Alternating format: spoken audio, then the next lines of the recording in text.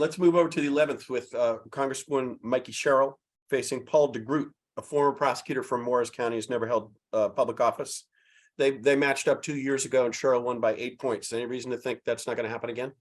I don't know if she'll win by 8. It's a different environment, but she'll definitely, I wouldn't say definitely win. But if Mikie Sherrill loses and Josh Gottheimer loses, Democrats are facing a bloodbath of epic proportions in November. And I don't really see that happening.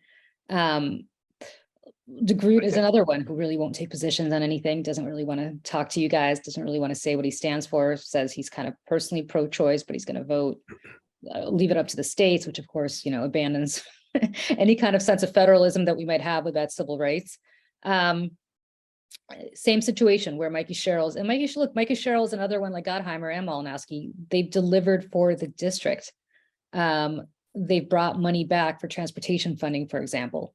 All of them.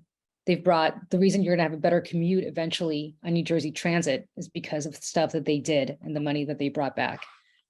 She has been a huge stalwart as a former military person, a huge stalwart for Picatinny and for other military families in her district, and continuously, delivers in a very moderate way. Again, this is a woman who is highly competent in everything that she's done. She's a former AUSA. You can't really pin her as being some wide-eyed liberal on crime either. So everything DeGroot, all these avenues that DeGroot is going down, I think kind of backfire if you know anything about Mikie Sherrill, and voters do, because she's been around now for a little while.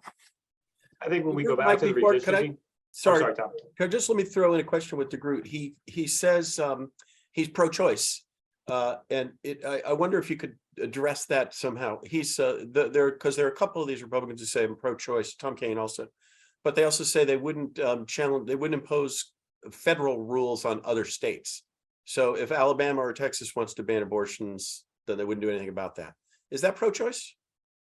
Well, there's a consistency to what kind of the pro-life movement had worked for 50 years, which is to let the states make their choices. So I think it's if you believe that constitutionally Roe was decided improperly, which Paul DeGroot's an attorney, I'm not, but that's the argument. It would then be inconsistent to say, well, now I want to say the federal government should, right? So that I think there's a legal consistency to that.